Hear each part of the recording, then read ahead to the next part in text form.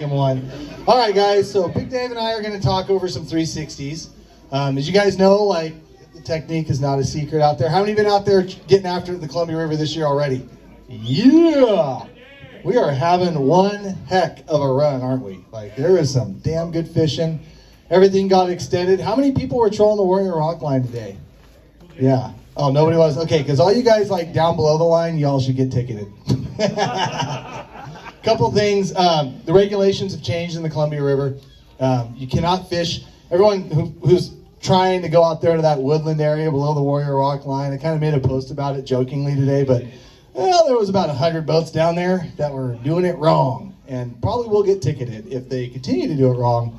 The Warrior Rock line doesn't actually include the lighthouse. If you're not familiar with this area, don't worry about it. If you're going to this area, it's not the white lighthouse. That's actually the boundary. It's the red buoy and the dolphin above where you see all the other boats fishing. You're like, oh, you're down below everybody. Like, this is great. Fishing's easy. Yeah, you're doing it wrong. So just quick reminder there. It is open, as you guys know, since this run is becoming such a strong run, and we kind of saw it out in the ocean. And at Buoy 10, fishing's been productive. The fish have been really nice size this year, as you guys most of you guys kind of know. And we got extended till the 22nd from the Warrior Rock line all the way to the 395. I don't know if you're fresh off the plane, so yeah, this is all news to you. So yeah. I'll be hitting the coast though tomorrow morning. Oh, they're getting big ones at the coast too. Yeah, and the ocean's been good, but it's going to start deteriorating out there a little bit for probably getting out. But yeah, this rain, Coho came into the bay, and the other, north and south of where I'm at in Tillamook, there's some fish now too. And yeah, we're right on schedule for having a good year. Dude, it's been incredible. But we did get extended on the Columbia to the 22nd now, and there's already another meeting planned on the 18th. So, as with all the stuff that we always say up here, you got to know your regulations, kind of know where you're going. That is your responsibility and not ours. So, if you're fishing below that line or where you're not supposed to be, well, we didn't tell you to do so. Anyways, you guys, we've done a lot of these seminars on 360 fishing. How many people out there are brand new to the 360 trolling and they want to kind of have us do the whole like kind of basic material rundown and kind of the intricacies with that? Or do we want to turn this into more of like a Q&A and we can talk everything about like trolling technique, speed, how to land fish? I know like at the last, we did the last bash at Gresham Toyota, and like even just like talking about landing fish and tips and tricks we have for doing that. Like I said, trolling technique. How many people want to do the basic rundown? Raise your hand. Couple, okay. Shut up. Come on. This guy catches more fish than me. He's a liar. How many people want to do like more of a Q&A with the 360 fishing? Gotcha. Okay. So what we'll do is we'll just play round robin. Now, if you guys do have any questions afterwards and you want to see some of these setups, and we can talk about like hook setups, hook spacings, like what we're trying to accomplish, with how we're rigging our super baits. Everything for like our spinners. You guys saw a few of you guys saw me tying leaders up here. All those questions are going to be on the table. But if you do want the basic kind of rundown on the setup, those will be available afterwards. There's going to be some time to shop and stuff, and we'll be able to answer some of your questions kind of one-off for some basic material. So, and I think, where'd Clint go? Clint, come here real quick. I got one more question for you before we do the Q&A, so get your questions, guys, fired up here, and then we'll just run into the whole thing.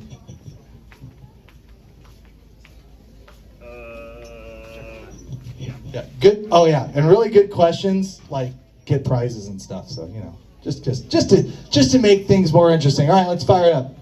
Start out over here. We're going to the left side of the room. Ooh, when you're running, we're going to repeat the questions for you guys in the back. The question is, when you're running your spinners, you got a hoochie behind it. Do you run dark or light colors in the morning? Oh, and okay, 2 questions. So I run What's a lot. your deal? I run a lot of hoochies. Now, if the water is super, super, super clear and real warm, then I won't. Then I'll just run them naked. And probably, I try to match up the color of the hoochie to the spinner a lot too. But pink, you can't go wrong. You can't go wrong with pink. It's kind of like chrome on your flasher, Probably over half of the spinners I run with hoochies are pink, but then I will try to match up colors onto the blades just to try to make them have a real nice profile. And so where I think hoochies make a difference, so I'm up in the Columbia River, right? Like your coastal stuff, our fish are pretty, not, I wouldn't call them educated, but they're definitely, sometimes they get stale. And so one thing I noticed that when I'm trolling like the hoochie spinners behind, like when we're at buoy 10, you know, you got all those fresh fish coming in, hoochie's just fire, right? But as you get upriver, as you get into these areas where you have river mouths and stuff and concentrations of fish that aren't moving anywhere, those fish tend to get tougher and tougher and tougher. At that point in time, I definitely like shy away from hoochies and just go to like little red beads or little red tubing. You're almost like trying to like size down or make a little bit less obnoxious of a presentation, where like a fresh, bright, upriver bright sea lice covered fish is going to just see anything bright, shiny, and just pow, versus like those fish that you see on your finder that come up and take a look and then leave and come up and take a look and leave. I think you got to kind of get away from like being bright and obnoxious and just kind of like more your coppers and silvers and then no hoochie. So it's a little different take on that, but that's for those guys that are fishing up the river. This morning, I ran 50-50. I ran hoochies and without hoochies, and caught fish on both probably equally, but all the fish today had sea lice all over them. So they're fresh, they're barreling in right now. Good. Next question, guys. Blue hat. Hey, really quick, I'm going to interrupt Cameron because I love to do that. That's my favorite thing to do. And I did it really nice and polite this time, I feel like. Way better than I normally do. But Cameron was asking if we have Fisherman Marine gift cards. I got a stack of Fisherman Marine gift cards here to give out to people that ask what, I guess that's probably, okay, that'll be my job. So, we have some gift cards to give out to you that were kindly provided again by Fisherman's Marine. So, that was a good little attempt. Let's try that again. These were kindly provided by Fisherman's Marine. Oh, we're doing better. But let's do something else that we love to do here. I don't need the mic for this. Here, get rid of this. Okay, so it's going to be an assignment. We're going to break this room in half. This half of the room, when I point at you, you're going to scream out Fisherman's. Okay? This half of the room, when I point at you, you're going to yell Marine. And you're going to want to try to beat the other side and be louder than the other side. Loudest side wins, okay? I'm going to keep doing it. When you see me point at both sides with my sweaty armpits, now see, now I got like a complex. Gave me a complex. But when I point at both of you, all we're going to do is yell and scream and make some noise. You guys understand the assignment? Yeah! All right, let's try it. Yeah! Marine!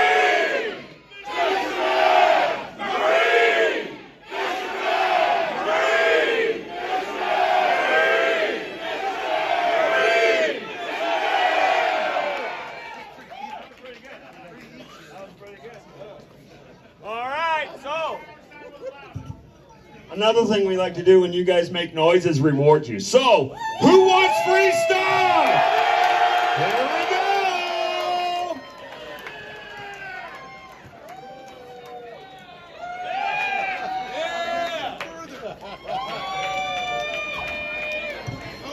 The louder you are, the more likely you're about to be hit with stuff.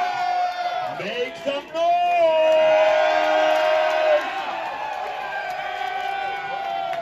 I can't hear you!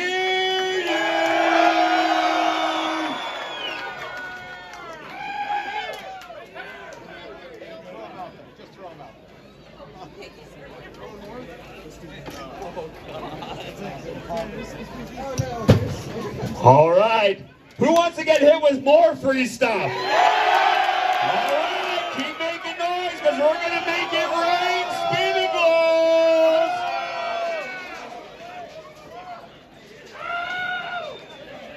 Don't get quiet. Don't get quiet. When you get quiet, we stop throwing things. Let's make some noise for Fisherman's Marine.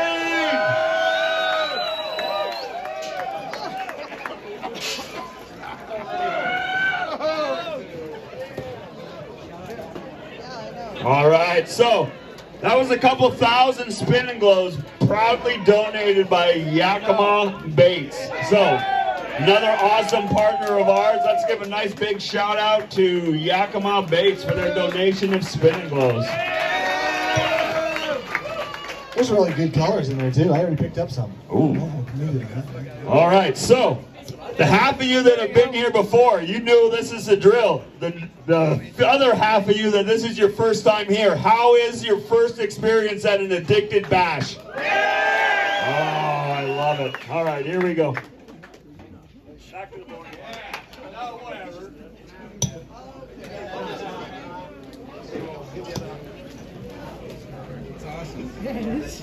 Dude, it's so much fun. Okay. Yeah, that's what the bags are for, hats. That works good. Next question. All right. Now that we got clean out of the way, maybe he'll go tire himself out for a little bit. And nope, I figured not. Tell you want a real treat. Go bass fishing with him for 9 hours in a day. I tell you what. Good stuff. Okay. Where were we? Oh, asking questions. That's right. Okay. Let's hear it. Lead dropper or no lead dropper? See, You knew that I feel was like gonna be I the like. next question. Oh no, yeah. So that's always the question, and I wish Nick was here because we like to fight about it. Lead dropper or no lead dropper? So what he's talking about, guys, is a lot of people. Some people will just attach their lead straight to their little line lock right here, and some guys want to run a 6, 8, 14-inch, whatever line off that, suspending the lead down off the main line. There's a couple strategies to that, and honestly, as far as like, I'd say fish catching, it's kind of, I don't really know, because I know a lot of guys that don't run it, know a lot of guys that do, and they all kind of catch them pretty good. But there are times and places that you definitely probably would want to run a dropper, and I think that's Dave's. And that's where I fish. I fish in a lot of water where we'll get down to, we're trolling these things in 5 feet of water. So we're going to hit the bottom a lot. So I do run droppers in a lot of the stuff I fish, but also what I'll do is I'll put a barrel swivel on here. So for say I'm fishing in the upper part of the bay where it's shallow, where you're going to want a dropper, where I might run out to the jetty. Well, now we can't do that. So I'll just clip it off. And I'll just have a barrel swivel on there where I can just clip my weight directly back on. But in shallow water where I fish, you definitely a dropper. And I run about a 6-inch dropper when I'm running them. Yeah, I think a lot of the guys that, like, so when we're fishing a lot of the Columbia River guys stuff, at least not in the river mouths or anything like that, most of the stuff, even when we're like ebb tide trolling and it's kind of fast on the bottom, and we're trolling along the bottom, we're still suspend trolling. We're not trying to make a lot of contact with the bottom, just because if you do contact the bottom, you're going to weed up, you're going to grass up, and so it's not, and we don't snag up generally a lot. And so like where you're doing the shallow water, that errant stump or root that's going to grab your whole setup, when you snag that weight up on it, you can just break the weight off and kind of keep your things going. So, all right, next question right here.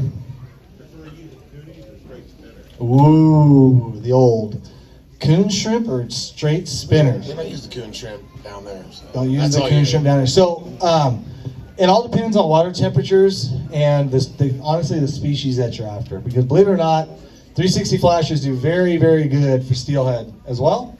And it depends on if you're like doing like a spring Chinook thing. Fish that tend to bite more herring and more anchovy, like kind of earlier in the season, water temps are down. Having a little bait on your spinner is never a bad thing. If you're fishing some of these colder river mouths, it's also not a bad thing. If you're up and fishing the Columbia in that like 70-degree water, debates out on whether or not it is as productive. I personally don't, just because I'm just trying to be efficient. If you're running bait on your spinners, it's something that you got to kind of keep track of, maintain, make sure that the bait is presented well, where if I have a straight spinner on it, I'm not worrying about that stuff. I'm just worrying about trolling my gear in front of a fish. But as the temperatures, like going spring Chinook, summer Chinook, if that temperature's a little lower, bait can pay off big time, especially for spring Chinook. Yep. All the way in the back, green shirt. So, with the flashers, do you have to be trolling or can you plunk them? Oh man, I got a story for you. And I'm going to tell the story. No! Oh. I don't really care. You guys can go try it. So the question was, can you basically anchor or plunk with them? You said plunk with them. I don't know about plunking with them, because you're going to need a lot of lead to hold that. You're going to need a couple cinder blocks in your kayak to drag that out. But about a week or two ago, I took my good buddy Ben out and his like 5 little kids about a couple hours before the tide, and I said, I'm not trolling. Shut up, Clint. You care like you've ever done this. Get out of here. Long story short, I told him, I go, I'm not trolling the ebb tide with your 5 little kids and you. Like, and I'm talking like twins at age 4, 5, 6. So I ran out with my Minn Kota bow mount, anchored up in the current, just dropped the trolling gear down, and we absolutely freaking housed them. I was just dropping them down slowly, hitting the bottom, coming up 4 cranks, and we were anchored. And it would have been no difference if I thrown my anchor rope out. I used my bow mount, but same thing.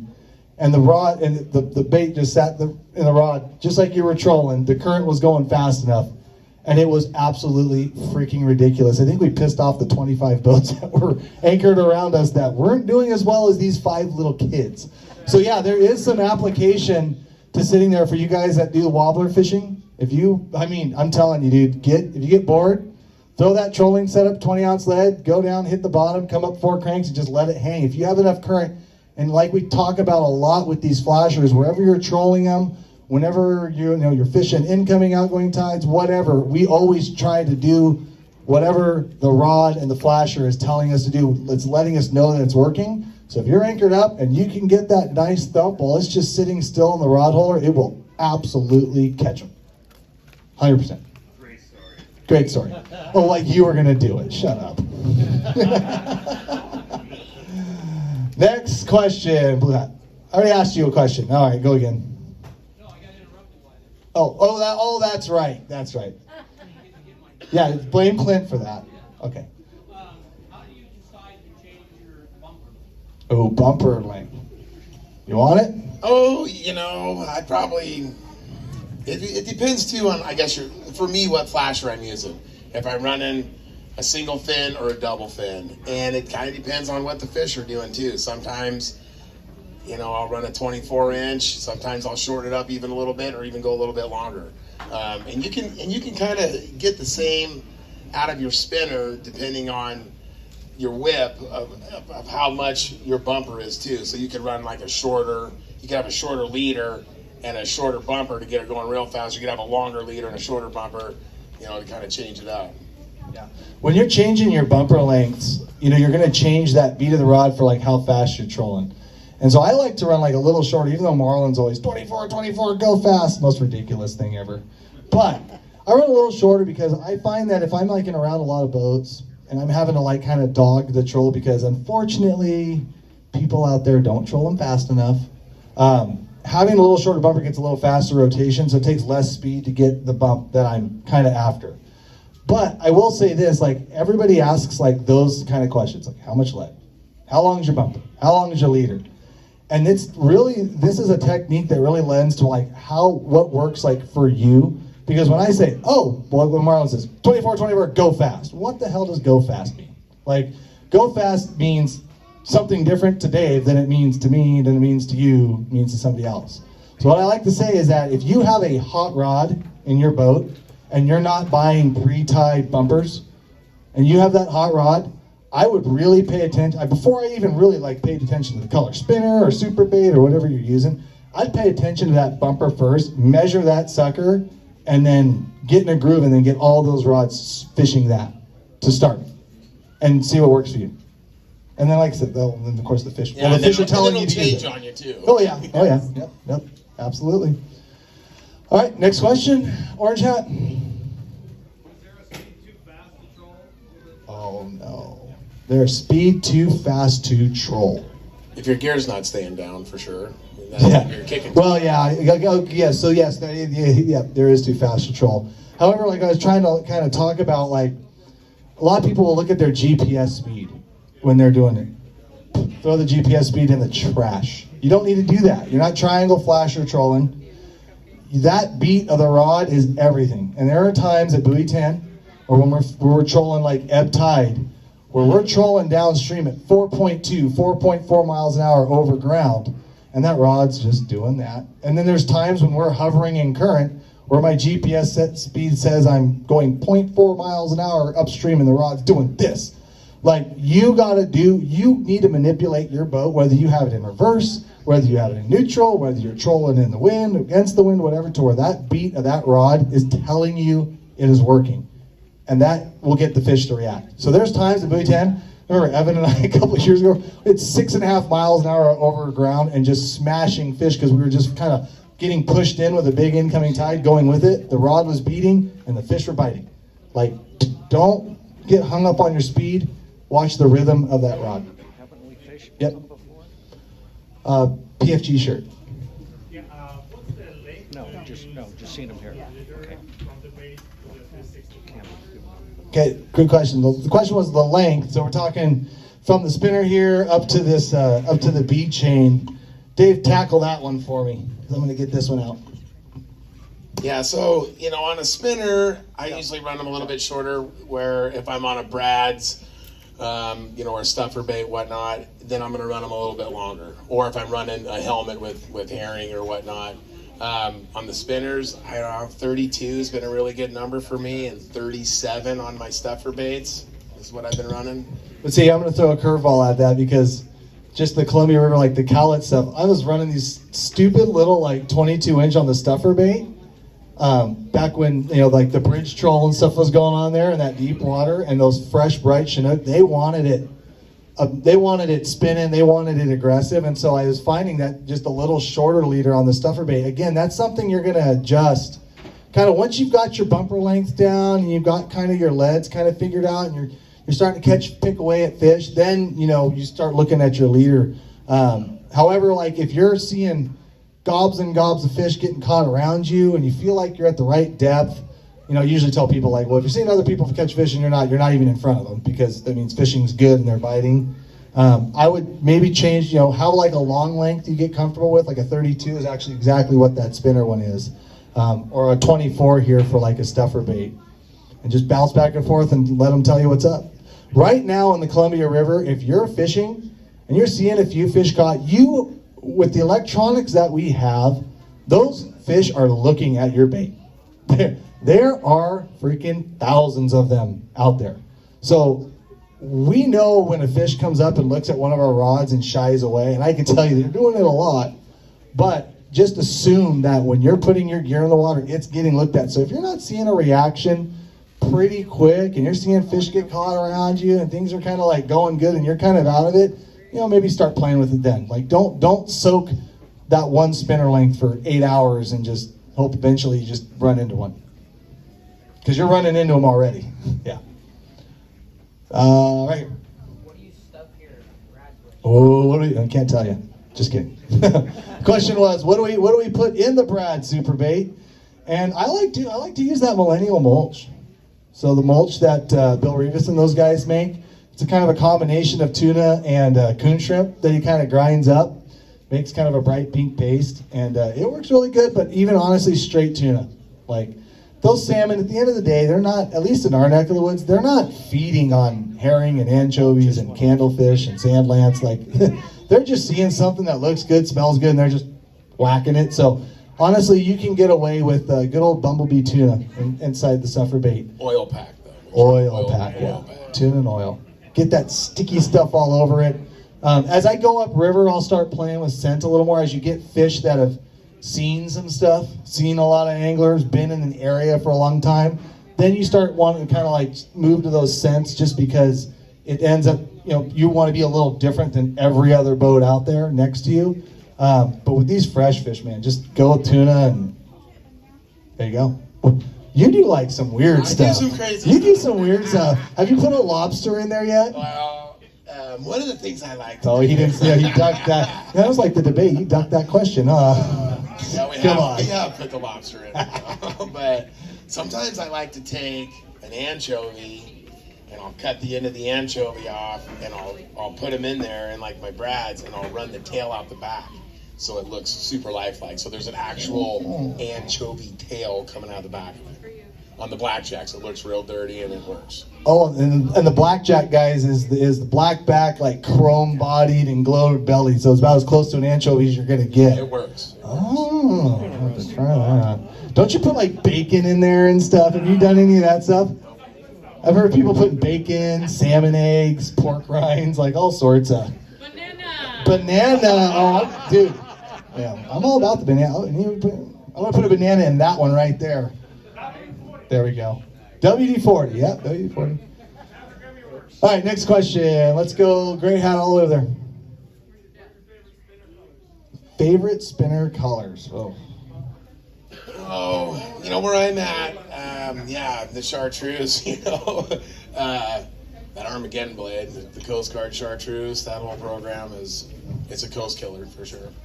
For us, it seems, like it's almost like the same thing with the hoochies. It's either bright and obnoxious because you're fishing on fresh fish, or kind of like your copper reds, gold reds if you're fishing on stale fish. For me, so like today I ran a mix of both. Like I said, we're seeing still like sea lice, chrome bright Chinook barreling through the Columbia River right now. So that pertained to this area, as well. I mean, look at our dam counts; they're moving. But like I said, I have a few rods out, like anything antifreeze, colored up, bright, and then copper and red, gold and red. If you made me pick one, it'd be a copper red. You talked about anchovy bait. Have you tried the anchovy plugs that you control the big spoon? Have you ever tried those? I mean, they sell them here. Lure Jensen makes them, I believe. You said, oh, so are you talking like crippled herrings? Huh? Guys will fish like the little like cop car, like crippled herrings and stuff like out in the ocean behind them. The only thing that the question was, do you guys use like big spoons or big like anchovy imitators for out in the ocean? And you can, but going with the kind of the rule that like you don't want to like do anything to stop the movement of the flashers. Like it's the same thing, you don't want to have a spinner blade that's too big or a hoochie and gear on it that's too big that impedes that action, because that whip, that reaction is what is making that fish. And so if that gets toned down a notch, it's not going to be as productive. Yeah. So I don't have much experience using a lot of spoons behind it. They do in the sound a lot. They're also trolling a lot faster, but yeah. Yeah, just be careful of that. I don't really know. Orange hat all the way in the back. What color flashers do we Chrome. Atta boy. Chrome. Variations of chrome, more chrome, and then sometimes silver on cloudy days. But chrome. Chrome. Yeah. Yeah, I mean, at the end of the day, I think you're trying to make that flasher is literally imitating a salmon that's busting through a school of bait. If you ever watch like underwater, like ocean, video of salmon, they're slash predators. One guy goes through the school and breaks them up, and then the other ones come in right behind. And I swear, I think that these fish see this rotation of the flasher. They think it's another salmon, and that's why there's so much stuff that works behind the flasher. There's not a spinner hatch going on the Columbia. Well, there is now. Well, you guys. But there's not a spinner hatch going on the Columbia. There's not a super bait hatch going on the Columbia. They're just reacting to whatever is behind that flasher, right? And so I don't think you have when you get really outside those chrome flashers. I think a fresh fish is going to come up to a fluorescent orange one and not even think twice because he's just reacting and stuff. But I think when you stay with your chromes, your whites, throw a little chartreuse in there just to kind of get their attention. But I don't like to stray too far away from that. I got a couple with that are chrome and moon jelly. Moon jelly, sure. I like the moon jelly. Yeah. Let's see. Go ahead. When do you decide whether you use a single fin or a double fin when you're flying? Go ahead, Dave. You already know what I'm going to say. Yeah, we were just talking about this. They're both doing the same thing. You are going to get, and here's the thing. Some guys are going to tell you you're going to get a tighter roll with a 2-fin compared to a 1-fin. I feel like you get a tighter roll with a 1-fin, but I can tell you, I had a hot 2-fin short bus that it was catching all the fish, right? And one of the 2 fins was cracked off like in the middle. And that thing was wrecking fish. So I don't know. And you've just been doing it, and so I've been running. So it's funny. So these 2 rods, I literally took out of the boat today, and I'm like, I'm going to bring that little hoochie spinner because that thing was doing really good. And I'm going to bring this super bait because it was doing really good. And one's got a double and one's got a single. And what's funny is that everybody I've talked to is like, the double fins run faster than the singles, or the single fins run faster than the doubles. I think if we split the room on guys that have actually fished both, you'd get 2 different answers. It's pretty. I don't know. I pay attention to what the fish is telling me, and I'm giving them a try. And there's been days that the single fins are absolutely smoking the doubles, but it might also be what's behind it. It also might be that the bow rod, the fish are just super reactive that day, and they're just hitting the first thing that even flashes to their existence, and they're going for it. So it's not a matter of you got to be kind of careful. You can get lost in the weeds really quick. But right now, I think I've got 3 doubles and 3 singles, and every rod in the boat got bit today. So I don't really know. It's weird. And you're trolling the same speed. And trolling the same speed, and then same boat. Yep. Crazy. Richard. Yeah, I got a question. Hard spinner or soft spinner, and then what's leader's weight? Hard spinner or soft spinner, wire or not? Oh, as far as like wire, well, I like the soft spinners. I don't really run much wire. I used to, but I run a lot. I run way more softer now, for sure. I just think they look better. I think the fish hang on to them better. So a couple of things, so the question was hard versus soft spinner, wired spinners versus spinners that were tying on the leaders. A couple things with the wire spinners. Do they catch fish? Absolutely. They mostly have one hook. There's a couple creative ways that really take a little bit of effort to rig 2 hooks on a wire spinner, and you can do it. But the problem with a wire spinner is if you catch as many fish as Big Dave does, it bends the wire out and starts bending in it and starts cranking it, and then it's hard to kind of get it back to straight, and then you're kind of, it's another variable that you're kind of fighting, whereas if you tie a bunch of leaders and you're using 50-pound monofilament, which is what we're doing, just you have a wire or a soft spinner on a leader, and it gets damaged. Well, you just unclip it, put another one on, take that blade off, put it on that, and you know what I mean. You're right back to where you were catching that fish.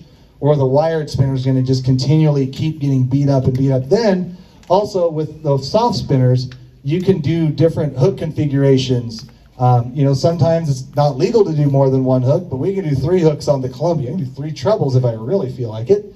So you can also play with your spacings and your hook sizes, so you can get something that you're landing more fish. Go ahead. The flashers breakaways, what's your guys' Oh, breakaways. I don't use them. I did when we started, but nope. If you are using a breakaway on the Columbia River and you think that it is helping you, you have not caught enough fish. Sorry. Yeah. Good. Don't. The reason why, so the question was breakaways, guys. I'm just going to tell you right now, if you go out, it's not, the question should not be, should I use breakaways? The question should be, you need to fight the fish correctly, or how to fight the fish correctly. What's going on with the 365?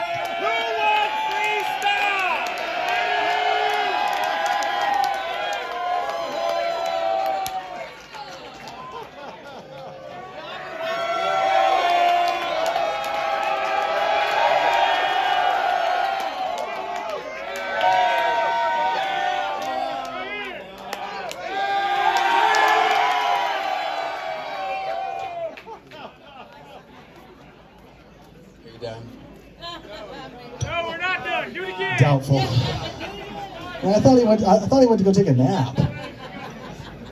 All right. Fighting fish breakaway. Fighting fish breakaway. This is really important because this is something that I try to teach the bad habits in my boat out of every day. Every day.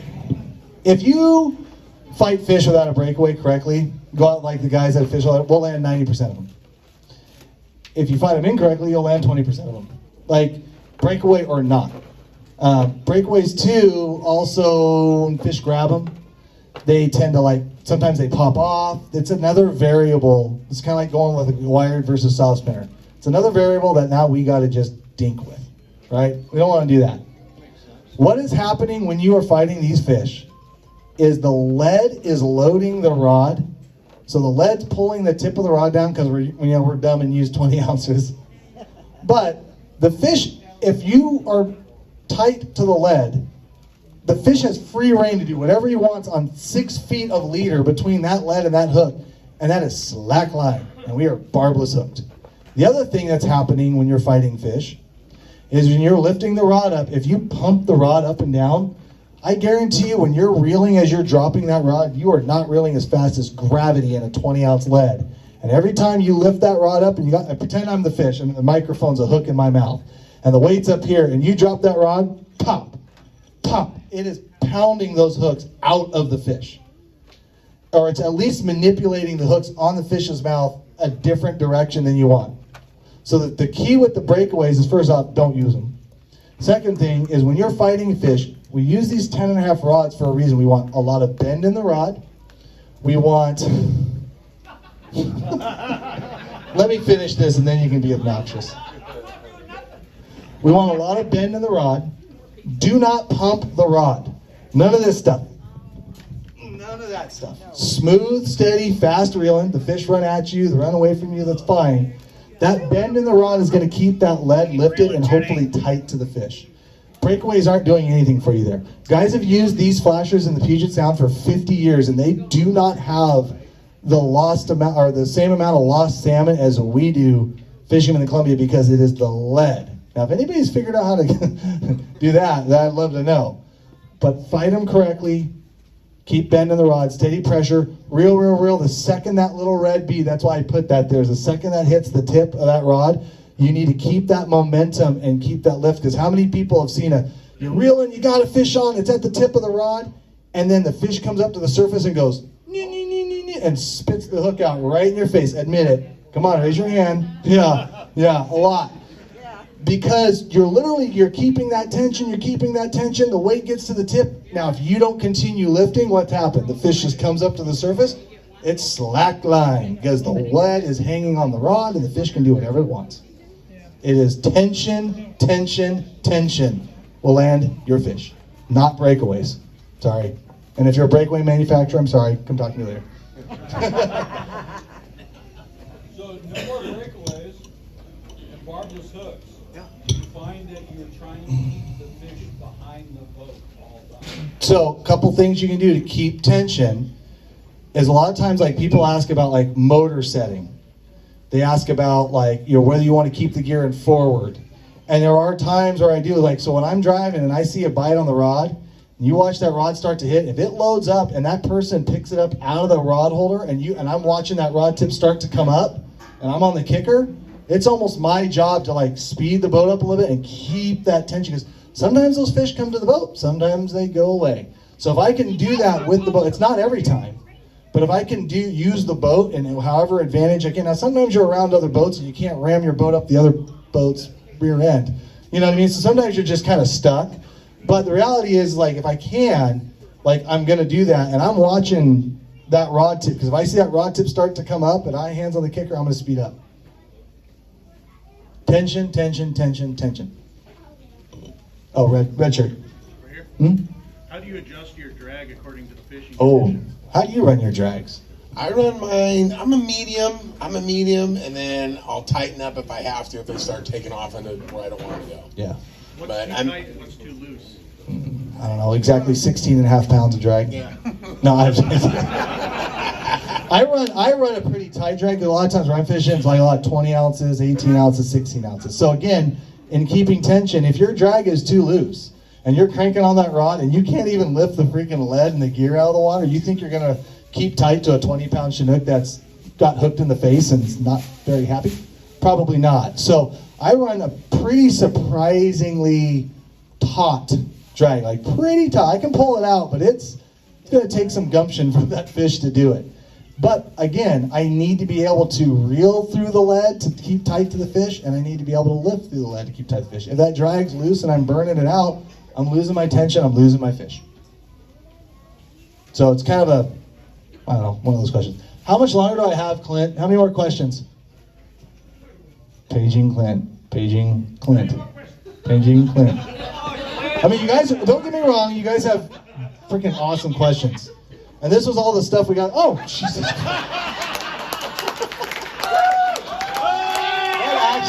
That actually, yeah.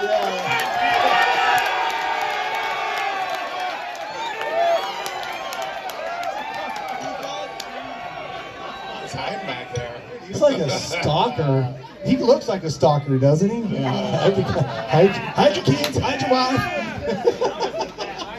That actually did, guys. Personal bubble, personal It's almost bubble. hunting season. Personal He's bubble. getting ready. Okay, now he needs to go away. How about two more questions here? We gotta do two more. Again, guys, during the shopping period, we'll have some examples over here.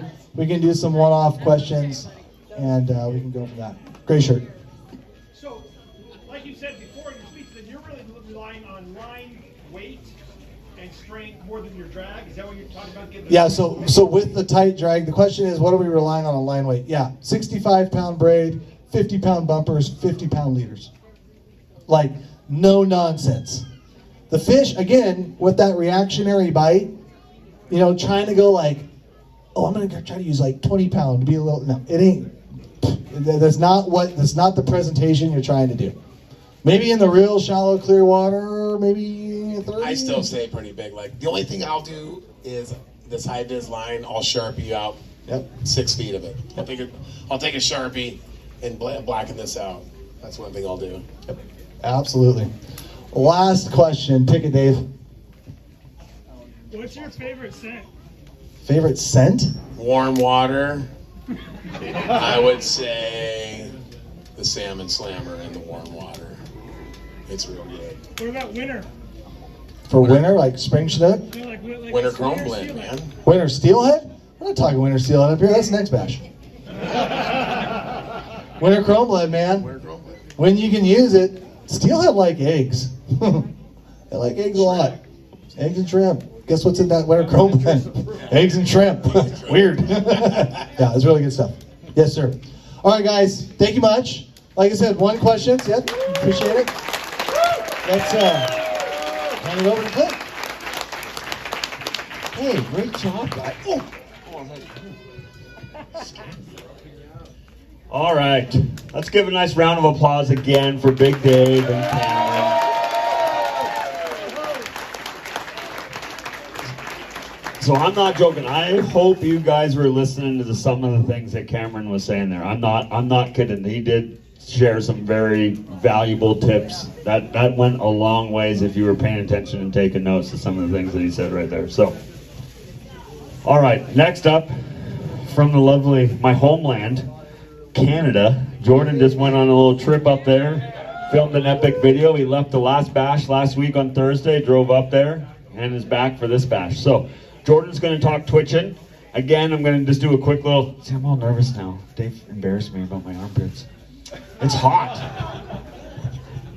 Okay, but we do, again, have a lot of our apparel. We've actually sold out of some sizes. We have another display of our beads. Those are new. Fisherman's normally does not carry those. This is part of the experiment. So we have the beads, we have our line keepers, we have some of our different apparel. Again, this is a test to hopefully, if this goes well, there's going to be bringing all the rest of our items into Fisherman's Marines, all 3 locations. So again, we love seeing you guys wear the gear and rep the gear. We love seeing you on the water wearing it. But I'm just going to be honest and frank. What enables us to do what we do is the sales of that stuff right there. So selling of the apparel and everything else is what pays for the camera guys, pays for adventures, pays for us to go out and record and film and do what we do that you guys love. So again, we love seeing you wearing it, but we also greatly appreciate any of the support from purchasing it. It goes to exactly what we do here. So with that, Jordan, everybody. Oh, you can do better than that. It's Jordan Knigge! Thank you, Clint.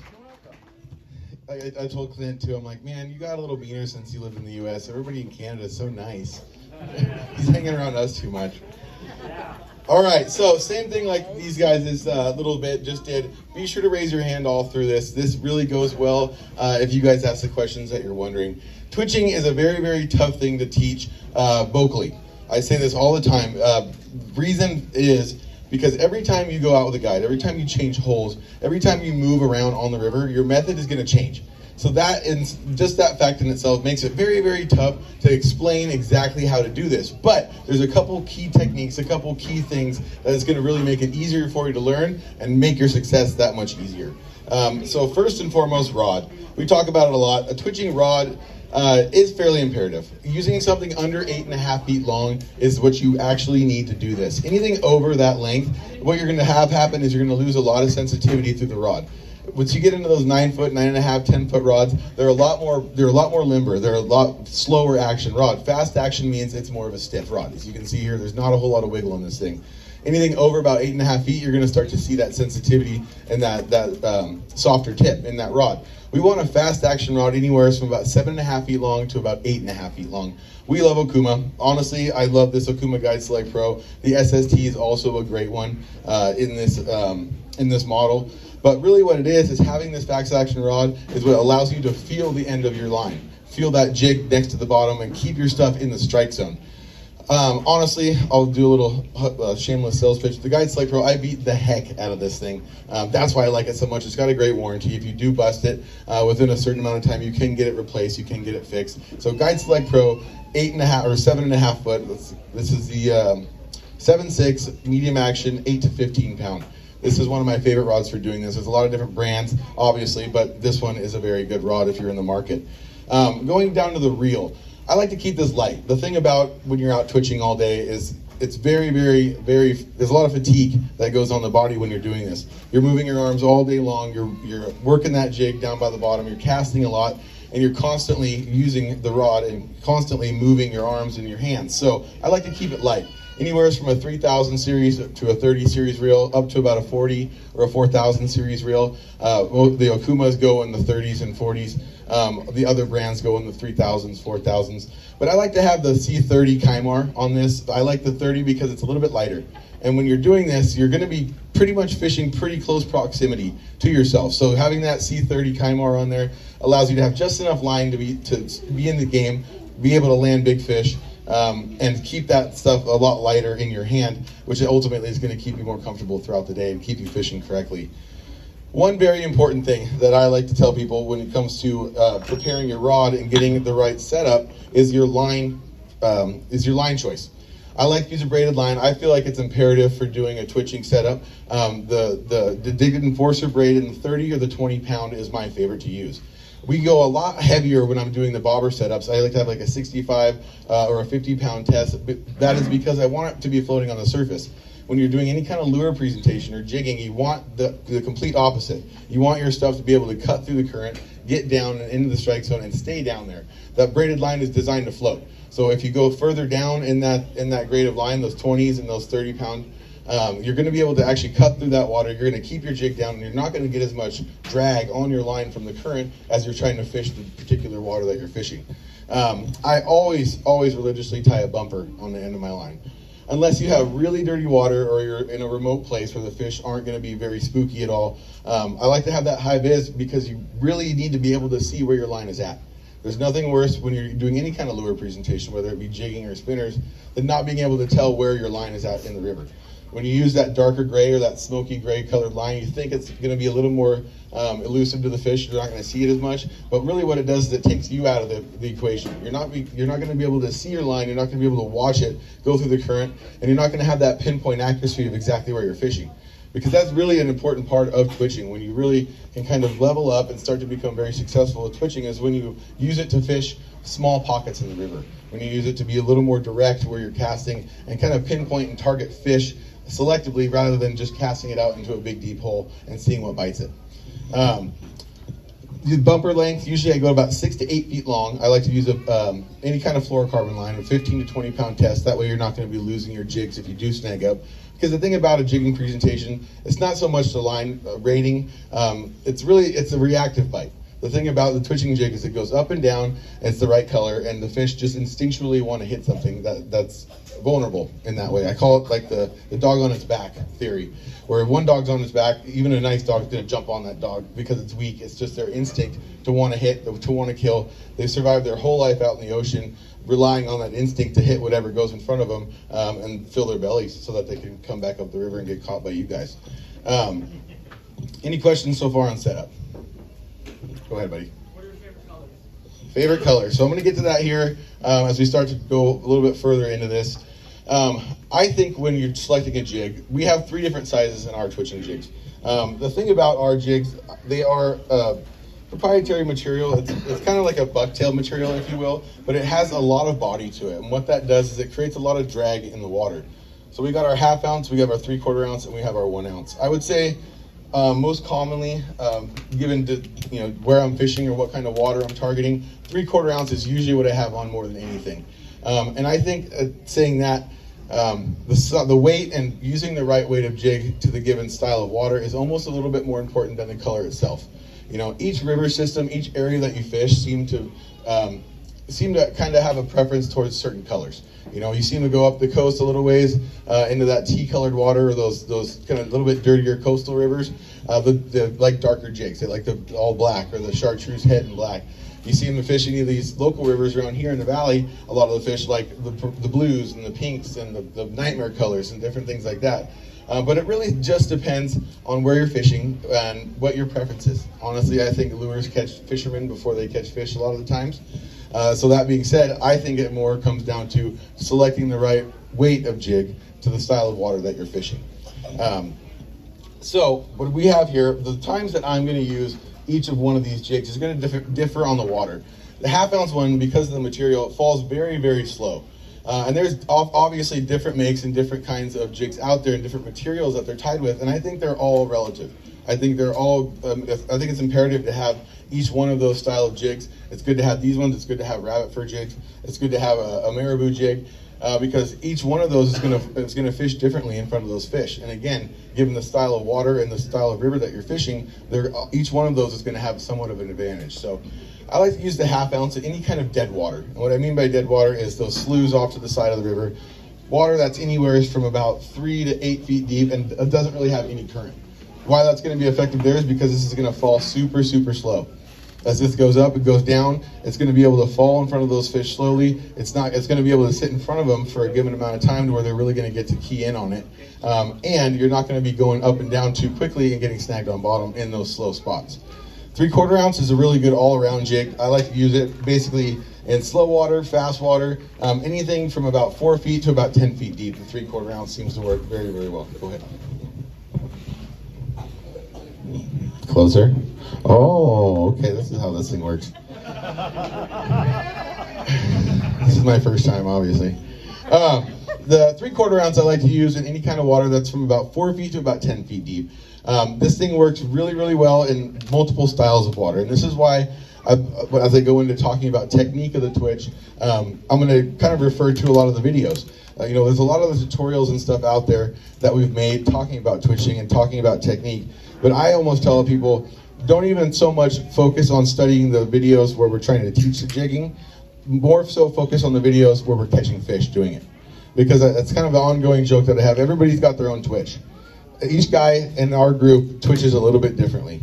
And, you know, that's not saying anything else, but we all have our own little twitch. And the reason for that is it's just the style that you fish. It's the speed that you jig, and each one of them is effective. There's days that we've all fished in groups and had little competitions, and Cameron smoked us all. There's other days where we all fish together again, and Marlon smoked us all. And what it comes down to is the speed of your twitch and how you're keeping that jig down in front of those fish. That's the most important thing of all. It's more so keeping that thing in front of them, making it go up and down in the right motion, and having it be the right color. Honestly, it's as simple as that. So 3/4 ounce is a really good all-around. If I'm going to go to the store and there's only one jig I'm going to buy, it's going to be a 3/4 ounce in whatever your favorite color is. The 1 ounce I like to use in any kind of deep water, obviously, but also very, very fast water. I do really, really well on these jigs in any kind of water that's like 3 to 8 feet deep and moving really quickly, like rapids, basically. It's a great pinpoint accuracy style of jigging where you can cast right behind one piece of structure, get 2 or 3 good jigs behind it, and then reel it right back in. You're only fishing that one little pocket that those fish are going to be in. Whereas if you're going to use any other weight of jig, you're not going to be able to get down, you're not going to be in front of the fish. So 1 ouncers I like from anywhere from about 8 to 15, 20 feet deep, or something that has a really fast current, about 3 to 5 miles an hour. Any question on jig size? Go ahead. So, like that river you fish with Taco, right by the coast, what size of a jig would you use for like that shallow and that depth? You mean where all the coho were running by us? I wouldn't use a jig there. You know, people always ask, like, when do you choose not to use a twitching jig? And my answer to that always is if I snag a fish on the first cast. If that's what's going on, if that's the case, either the fish aren't biting and they're not keyed in on a jig presentation, or there's too many of them in the hole to effectively be able to fish the presentation. You know, if it's going to snag a fish as it falls, because as we go into the fall here, we're going to start seeing a lot of rivers, especially with these low waters, that get really stacked up with fish. They're all going to be sitting at one point. They're going to be stressed out. They're going to be ready to move up and spawn, but they're stuck in this area because of just the given nature of the weather. But that's the only time I'm going to really worry about that. If you don't have water that's conducive to it, if you can't pinpoint the fish, a lot of times in that situation, I'll use a jig to try to key in on certain fish. If I got my glasses on, I can see the salmon in there. I can say, okay, that's a nice big one. He looks aggressive. I'll cast straight to him, and more so just pick out single fish in that situation. But that's very rare. That's a very rare situation. So, but in a river that's that small, that's that clear, and the fish are running up with the tide, usually jigging is not, or twitching jigs aren't going to be my first choice, unless again there's certain fish that I can tell are aggressive and that I want to pinpoint to pick out. So, go ahead.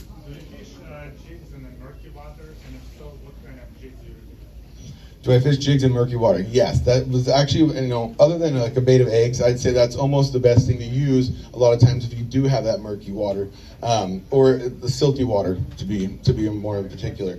A lot of times I won't really use jigs a whole lot if I'm in a clear river, because it can tend to irritate the fish a little bit.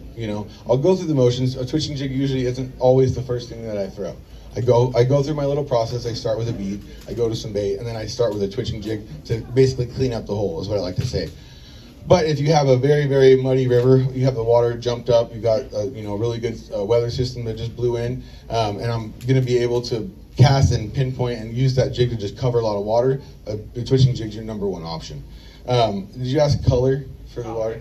A lot of times it's going to depend on what river. Again, Nightmare is my favorite jig. I take it all over the world, all over the country. Everywhere there's salmon, I catch fish on the Nightmare. But there is specific colors that stand out a little bit more in that murky water. The pinks, the oranges. It's just better to have a good range of colors. I always say have your favorite and then have some variables.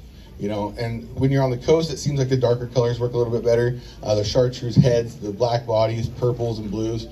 When you come inland a little bit, you get into that dirty water, that silty water, those oranges and those pinks and stuff are going to tend to work a little bit better in that murky water. Something that's going to stand out a little bit more. But in the case, a lot of the times I feel like having that bright jig head is almost more important than having like a bright body on the jig. So if you're picking something out, try to have something with that chartreuse or that bright, like hot pink jig head. And I feel like that's going to stand out a little bit more. Okay, I'll hold it closer to my face again. Okay, there we go. Go ahead, bud. Would you ever trim the jig down for a smaller presentation? Do I ever trim the jig down to make a smaller presentation? Absolutely. These mustad jigs tend to come pretty heavy on the dreadlocks, I must say. So what you can do is you can pull the fibers up. I like to leave those outside fibers as much as possible and basically just trim in and around the jig or around the hook itself. So you take a little bit of that material off, but also you can kind of counteract that by just using a heavier jig. If you're going to be using the 1/2 ounce or the 3/4 ounce, if you have too much material on there, it is going to be tough for that jig to sink. And you're going to be able to tell because your jigs, as you're working your jig through the hole, you're going to see that thing not getting down. You're going to see it up by the surface, and you're going to see that tension on your line pulling you up out of the strike zone, basically. But yes, never hesitate to trim some of that stuff off. I've seen Cameron take a little comb to his jigs and kind of brush them out and keep them looking nice. That does help a lot. But again, I think a lot of times when it comes down to it, that's one thing we said when I was guiding in Alaska and we started using jigs a lot. A buddy of mine said, it doesn't really matter how pretty your jig is as long as it's the right color and it's going up and down. So. What about cleaning them? Cleaning them as far as? Like the scents and stuff. Right? Talking about putting scent on the jig and cleaning is what you asked about. I mean, most of my gear is pretty dirty. So, but cleaning a jig or adding scent, I think, is helpful at times. It definitely can give you that little edge. I never argue with putting scent on any kind of presentation. But the reality of it is it's not a presentation, it's not a style of fishing that is relying on some sort of scent coming into play. It's more of a reactionary bite. Again, that jig's going to be going up and falling right in front of their face. Mainly, they don't give themselves a choice. They either irritates them enough to grab it, or they're going to just turn away and run away from it. So it's a 50-50 shot. Are any of you guys smokers? There are guys in the group that do use tobacco, yes, and they probably catch more fish than anybody. So, Really? So yeah, oddly enough. I blame it on the smoking. Okay. Yeah, no, yeah, so with the twitching at least, it doesn't really matter as much for the scent. Like, I know a lot of people that do add scent, it never hurts, especially with this material because it already is pretty a stiff body to begin with. It doesn't, that Procure gel doesn't really mess up your presentation much. It does kind of stink up your tackle box a little bit though. Would you ever bait it with like eggs or coon shrimp? Yes, you know, that's something that Dave taught me, and I have really kind of been relying on and falling back on quite a bit over the last couple of falls is putting like a bobber above this twitching jig or just a normal steelhead jig and adding a little bait to it, and then doing the twiddle. We call it the jig and twiddle, and it is very effective. So it's just another way to kind of utilize these jigs and utilize the color of that jig and the profile. But yes, when I'm actually twitching, I won't really put eggs or anything on there because they're just going to come off. Some prawn or some shrimp or something like that along those lines stays on the jig pretty good, so that could help. But once again, it's not necessarily when you're actually doing the motion of twitching and you're fishing a hole aggressively with a twitching jig, it's not really coming down to the scent or what's on the hook. It's just more of the aggression and the irritation of the fish and you dropping it right in front of their face. In the back.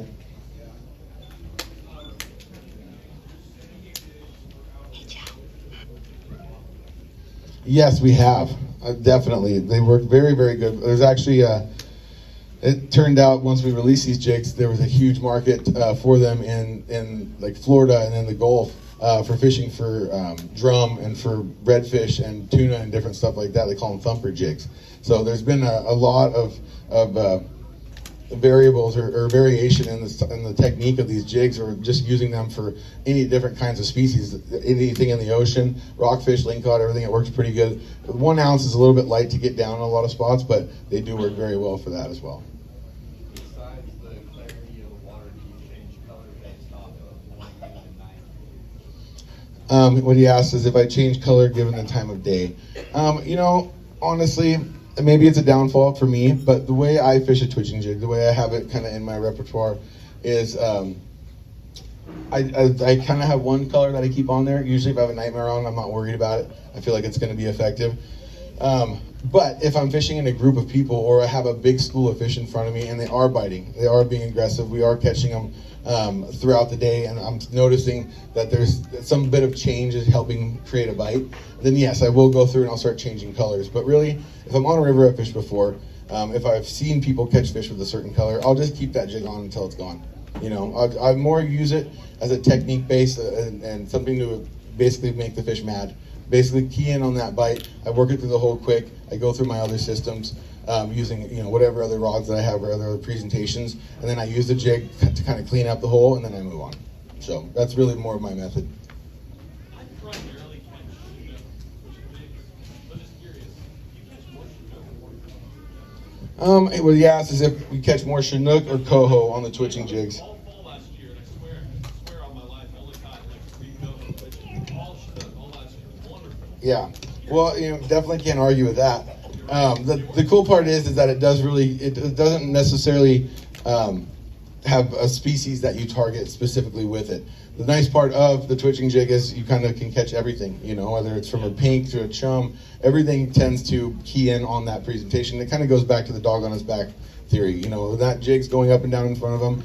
What I'm guessing is wherever you were fishing, there was more of a concentration of Chinook. Well, it's funny because everyone I talk to is like, so how often do you catch those things in the mouth?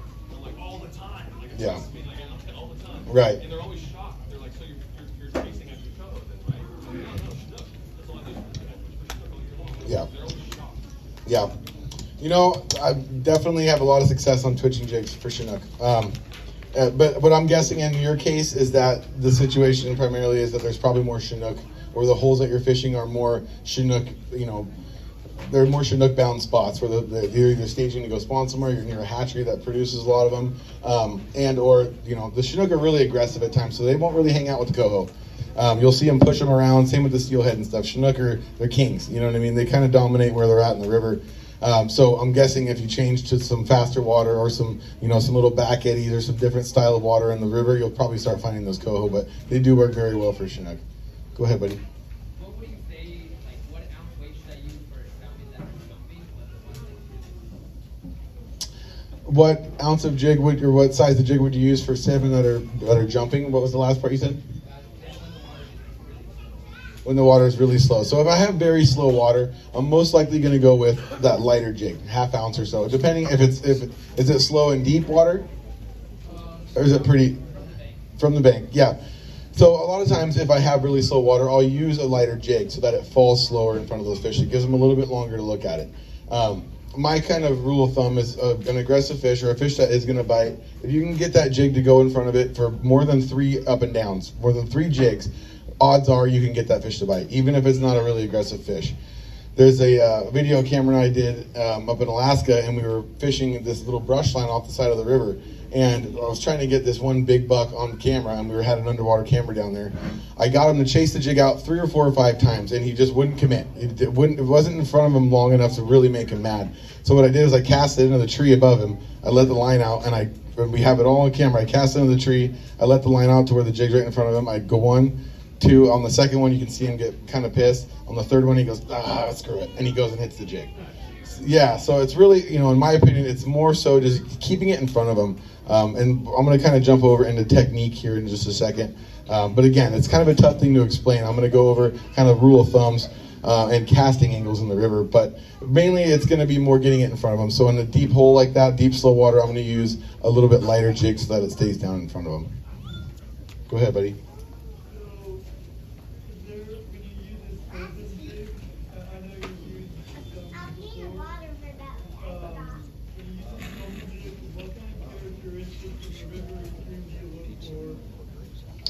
So when I'm using a sculpin jig, that's more often going to be for a trout species.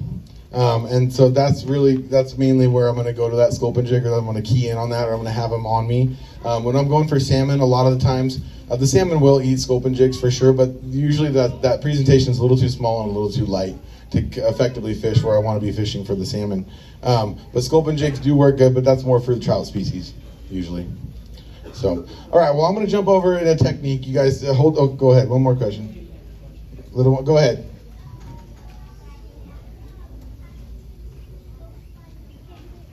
How many, I got to find some wood to knock on.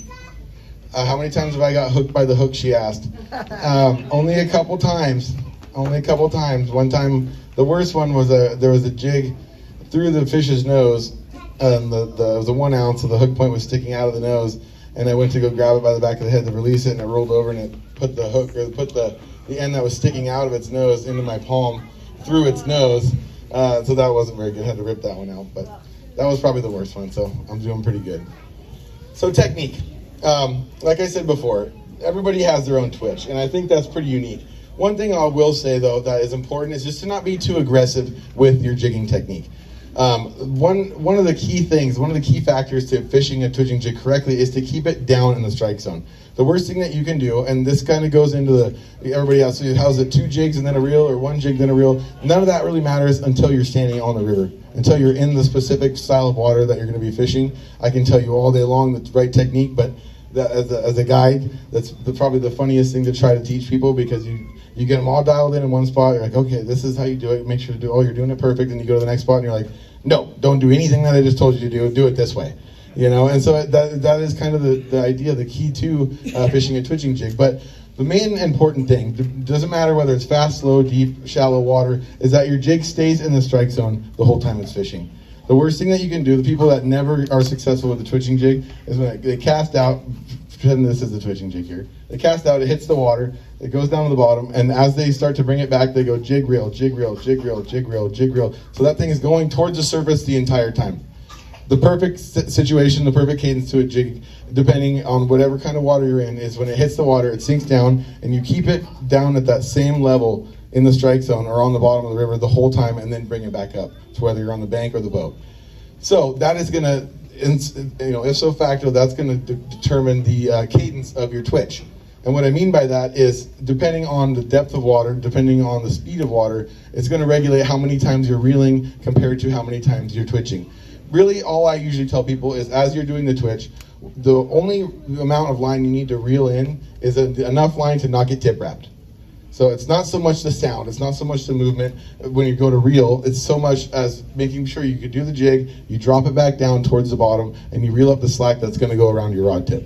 That's honestly, it's probably the easiest way to learn and just tell that you're doing it the correct way. If that line's tight the whole time and you're jigging and reeling, you need to slow down. You need to let that thing fall. If your jig is hitting the bottom and every time you're going to twitch you have a bunch of slack in the line, that means you're jigging too slow. You need to pick up more line and bring it back to you a little bit quicker. But really the key is to stay in your box, keep your shoulders close together, point your rod tip right at the jig the whole time. That's the only way you can keep sensitivity for the most part, is to make sure that you're pointing at the jig the entire time it's fishing through the hole.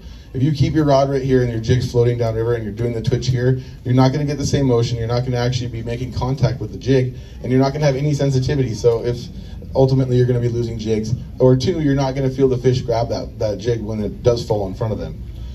So main key, again, and like I said, go and study the videos where we're actually catching a bunch of fish, and you'll see the difference in how we're fishing. I can teach you all day in any kind of tutorial and talk about it all day here, but until you are actually hands-on or watching a situation where it's actually being effective and you're actually catching the fish, it's very, very hard to describe the correct twitch to the given spot that you're going to be fishing. But the key is to just go from about your belt loop up to your nose. No out of that box. A lot of times you'll see them out there and they're just whipping for the fences. You can hear their twitch from about a quarter mile away. And what's happening there is they're moving that jig such a great distance. You have to imagine that because of the current, because of the drag on your line, each motion you make, so if you move your rod tip a foot, your jig with the current and with that tension, your jig's going to go about 2 feet. So if you move your rod 3 feet, your jig's going about 6 feet at a time. So if you're a fish, could you imagine that jig going up 6 feet and then dropping, and then up 6 feet and then dropping? So the key to that is just to make sure that you have the correct speed and the correct cadence, and really only move your rod tip enough to get that jig to come tight to your line so that you can make that contact with it. You can move it up. That's everybody has their own jig. Mine, a lot of the time, is leaving that thing down in the strike zone and doing very, very light twitches. I try to keep it down there near the fish as much as possible. Marlon's much more aggressive. He really gets that thing moving. It drops in front of the fish fast. Cameron's got a real feathered, faster jig. And like I said, on each day, a lot of the times, each one of them works separate from the other method. So it's really good to kind of key in and have it all in your back pocket, honestly. And really, I think what people do too little is use these jigs in a lot of different styles of water. Twitching isn't just for big deep holes that don't have any current. Fish it in that fast water, fish it in those steelhead holes, fish it in those rapidy situations. Just adapt the size of jig and the casting angle that you're going to be using to where you're fishing, and you're going to see success. So any more questions? I got a few cards here. So the last few questions, let's see, 1, 2. Let's go 6 or 7 more questions, guys, and I got a little prize for you. Go ahead. You catch more fish with your shirt unbuttoned or your muscles? Well, this is a little hot here. Yeah, no. Rule number 1, man, looking good. Yeah, rule number 1. Go ahead. How often do I get snagged? All the time. All the time. He said, how often do you get snagged? Here, I got this for you. Go ahead, buddy. Do you rather use a bait caster? He's asking, would I rather use a bait caster or a spinning reel? Personally, I like to use a spinning reel. Right on, buddy. Personally, I like a spinning reel mainly because you can be a little more accurate with your casting. Some bass guys would disagree, but really it's the ease. It's being able to cast quickly. It's being able to cast in a lot of cover. You know, when you're using a bait caster and you're hiking the banks, a lot of times if you have stuff over your head, or you can't really get the effective cast, and it just kind of takes some time away from your day. You know, it's when we go out fishing, we want to utilize as much of our time as we can. So, being that the case, I like the spinning rod, but a bait caster does work really good. Yes. Yep. Go ahead. What color of Thank you, man. the thing should you use while it's raining? What color of jig do I like when it's raining? Nightmare. Yeah, the Nightmare is the hardest jig to find because I think it works the best. But just whatever your favorite is, I think that's what's most important. Just keying in on the color of jig that you like, and having multiple different colors other than that you can switch to throughout the day. Are you give me one? There you go.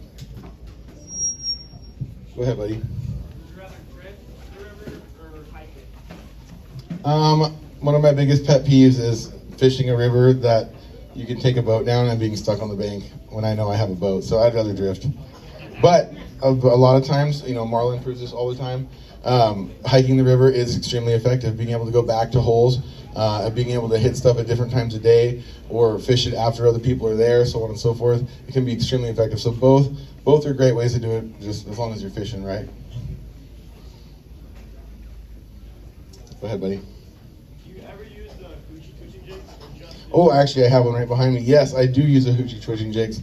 I find a lot of the time they work the best when the water's clear, like right now, because they have a much more sporadic. This is also in the line of jigs that we have, you guys. They're the hoochies. One of Cameron's favorite, one of my favorite as well. But these things do work really good in the clear water situations because they are very sporadic. They jump around, they shoot through the water really quickly, and it causes a little bit more of a reactionary bite than your normal twitching jig. Twitch in the Columbia River is floating. Do I ever twitch in the Columbia? No, but I know in the Willamette and stuff, people do a lot of the vertical jigging and floating down, but there's definitely certain points, most of them are closed now, but there's definitely areas in the Columbia where I think it would work. Absolutely. All right, 2 more questions. I'm out of cards though. Go ahead, buddy. What's that? Those spots below or above you think would work on the Below. They're below where you can't fish anymore. Yeah. Like me. Go ahead, bud. Boat snacks. What do I got for boat stacks? I scored some pretty killer land Jaeger up in Canada. It's like, you know what that is? Land Jaeger? Yeah, it's like pepperoni on steroids. I should know this. No, I do not. Oh, go ahead. What rod do you like better? Salmon fishing or trout fishing? She asked if I like salmon fishing or trout fishing more. Sturgeon.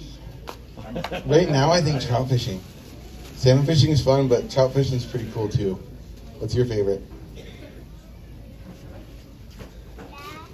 Bass. Well, that wasn't an option. Set me up. Yes. Go ahead.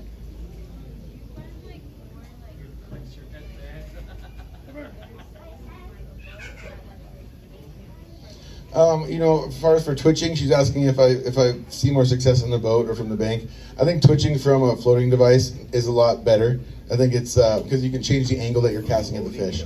So if you're casting and you can't get that presentation to sit in front of the fish for very long, you can change your angle in the boat and sit there and fish right on top of them and get it to go right in front of their face multiple times. So bank does work great, but I think the boat can be more effective when twitching.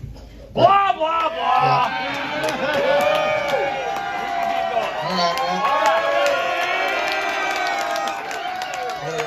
I'll wrap it up. Yeah. All right, everybody. Well, I sure appreciate you. If you need to ask us any questions, everybody here is good at twitching too. So ask any questions that you need. We really appreciate you guys.